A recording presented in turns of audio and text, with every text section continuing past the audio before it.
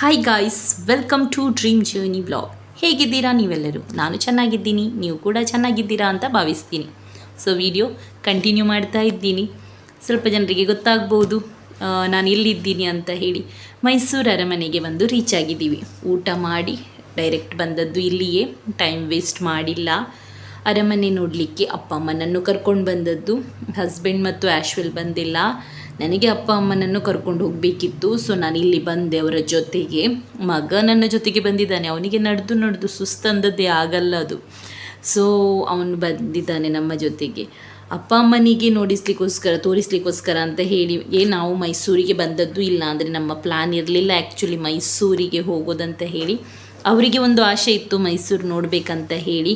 ತುಂಬ ಸಮಯದಿಂದ ಕರ್ಕೊಂಡು ಹೋಗ್ತೀನಿ ಅಂತ ಹೇಳಿ ಬಾಕಿಯಾಗಿತ್ತು. ಸೊ ಅದಕ್ಕೋಸ್ಕರ ಅಂತ ಹೇಳಿ ಈ ಸಲ ಬಂದದ್ದು. ಸೊ ಅರಮನೆ ತನಕ ಬಂದಿದ್ದೀವಿ. ಈಗ ಒಳಗೆ ಹೋಗ್ತಾ ಇದ್ದೀವಿ. ಚಪ್ಪಲಿ ಎಲ್ಲ ಹೊರಗೆ ಇಟ್ಟು ಬಂದಿದ್ದೀವಿ.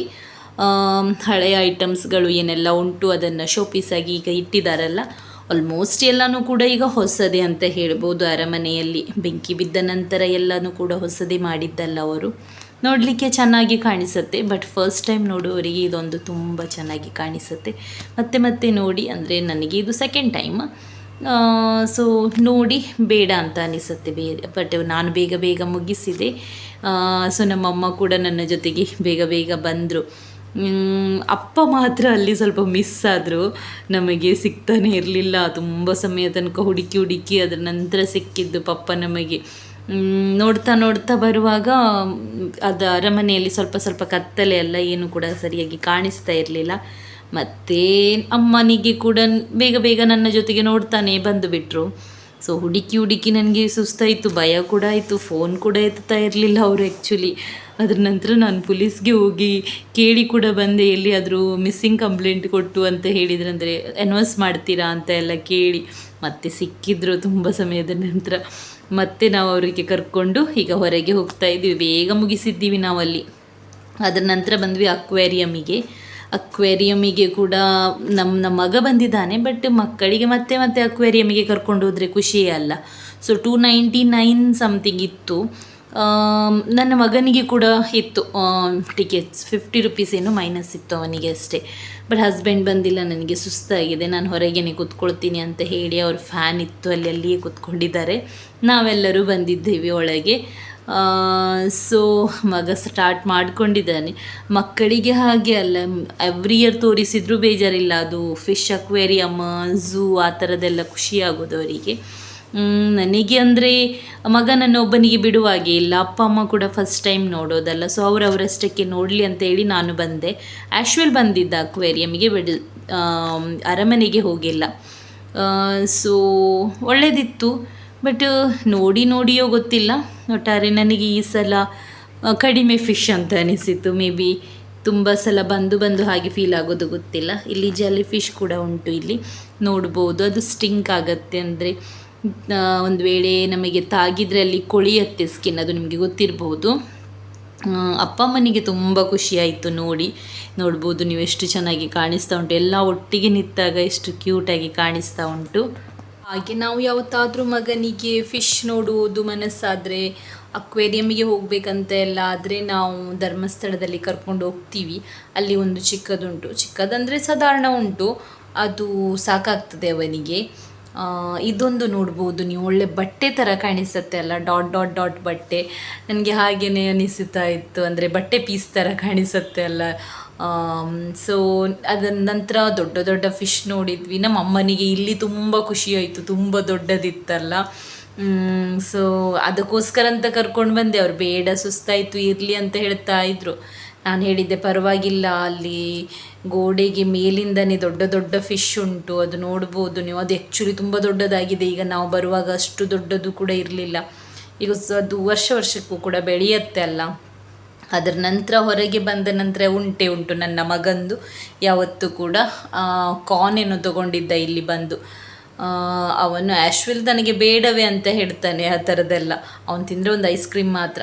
ನೆಕ್ಸ್ಟ್ ನಾವು ಹೋಮ್ ಸ್ಟೇ ಮಾಡಿದ್ವಿ. ಆ್ಯಶ್ವಿಲ್ ಮತ್ತು ಹಸ್ಬೆಂಡ್ ಅರಮನೆಗೆ ಬಂದಿರಲಿಲ್ಲ ಅಲ್ಲ, ಸೊ ಹೊರಗೆ ಕೂತ್ಕೊಂಡು ಅವರು ರೂಮಿಗೆ ಕಾಲ್ ಮಾಡಿ ಹೋಮ್ ಸ್ಟೇ ಒಂದು ಬುಕ್ ಮಾಡಿದರು. ಬಟ್ ಅವ್ರ ಮೇಲೆ ಕಾಲ್ ಮಾಡ್ತಾಯಿದ್ರು ಕನ್ಫರ್ಮೇಷನಿಗೋಸ್ಕರ. ನಾವು ಕೂಡ ಅಡ್ವಾನ್ಸ್ ಪೇ ಮಾಡುವಾಗೆ ಇರಲಿಲ್ಲ ರೂಮ್ ನೋಡೋದೆ. ಸೊ ನನಗೆ ಅದಕ್ಕೋಸ್ಕರ ನಾವು ಫಸ್ಟ್ ರೂಮಿಗೆ ಬಂದು ರೂಮೆಲ್ಲ ಚೆಕ್ ಮಾಡಿಯೇ ಮತ್ತೆ ಅನ್ಕ್ಲಿಯರ್ ಮಾಡಿ ಹೋಗೋಣ ಅಂತ ಹೇಳಿಯೇ ಬಂದ್ವಿ.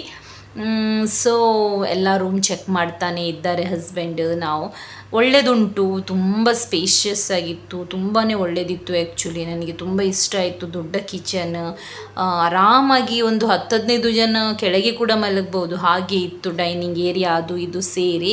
ಇದು ನಾರ್ಮಲಿ ಅವ್ರದ್ದು 5.5 ಏನೋ ಇರುತ್ತೆ ಅಂತೆ. ಸೊ ನಾವು ಮಂಡೇ ಆಗಿರೋದ್ರಿಂದ ನಮಗೆ 3.5 ಸಿಕ್ಕಿತ್ತು ನಮಗೆ ಅದು. ಹೋಮ್ ಸ್ಟೇದು ಹೆಸರು ಬಂದು ಟ್ರಿನಿಟಿ ಹೌಸ್ ಅಂತ. ಚೆಕ್ಔಟ್ ಮಾಡ್ಬೋದು, ನೀವು ಚೆಕ್ ಇನ್ ಮಾಡ್ಬೋದು, ತುಂಬ ಒಳ್ಳೆಯದುಂಟು.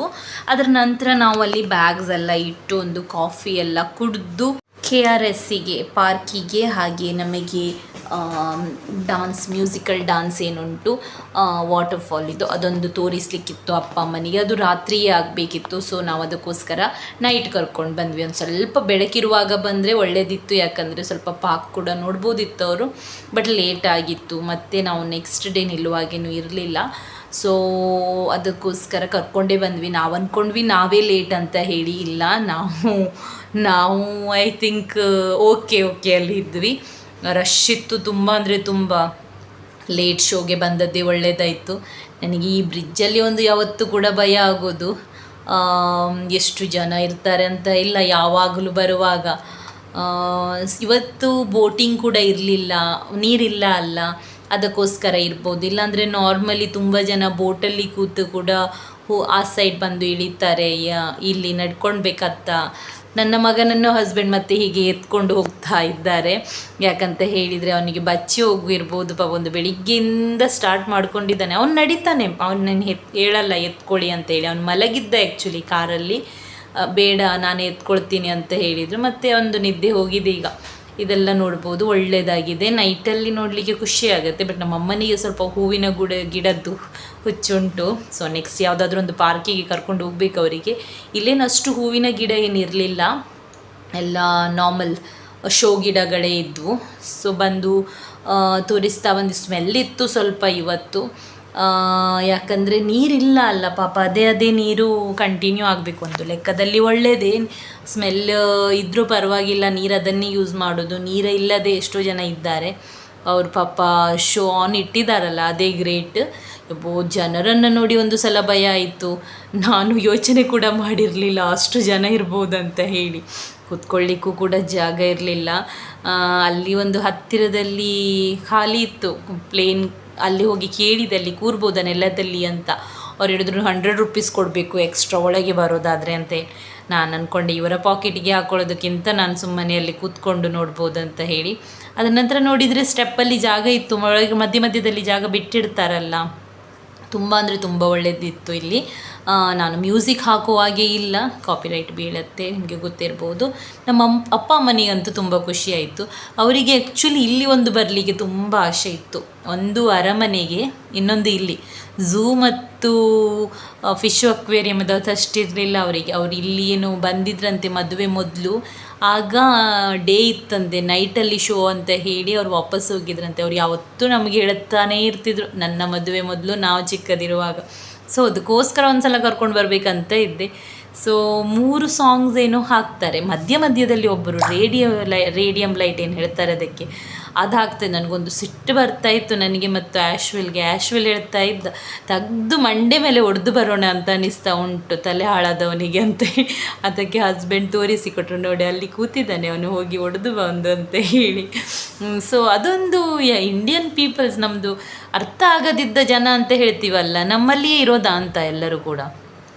ಸೊ ಒಳ್ಳೆ ಶೋ ನಡೀತಾ ಉಂಟು, ತುಂಬಿ ನೋಡ್ಕೊಳ್ಳೋದು ಬಿಟ್ಟು ಅದು ಏನಾದರೂ ಒಂದು ಡಿಸ್ಟ್ರಾಕ್ಷನ್ ಆಗೋದು, ಏನಾದರೂ ಒಂದು ಹಾಳು ಕೆಲಸ ಮಾಡಲೇಬೇಕು.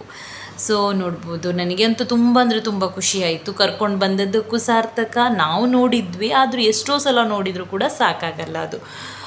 ತುಂಬ ಲೇಟಾಗಿದೆ. ನಾವು ಇಲ್ಲಿಂದ ಈಗ ಹೋಗೋದು ಡೈರೆಕ್ಟ್ ರೂಮಿಗೆ. ನೆಕ್ಸ್ಟ್ ಡೇ ನೋಡೋಣ ಏನೆಲ್ಲ ಮಾಡ್ತೀವಿ ಅಂತ ಹೇಳಿ. ಸೊ ಗೈಸ್, ವಿಡಿಯೋ ತುಂಬ ಲಾಂಗ್ ಆಗ್ಬೋದು ಅಂತ ಅಂದ್ಕೊಳ್ತೀನಿ. ಈ ವಿಡಿಯೋ ಇಲ್ಲಿಯೇ ಮುಗಿಸ್ತಾ ಇದ್ದೀನಿ. ವಿಡಿಯೋ ಇಷ್ಟ ಆದಲ್ಲಿ ಲೈಕ್ ಮಾಡಿ, ಶೇರ್ ಮಾಡಿ, ಕಮೆಂಟ್ ಮಾಡಿ, ಹಾಗೆ ಸಬ್ಸ್ಕ್ರೈಬ್ ಮಾಡಿ. Thank you so much guys. Bye bye.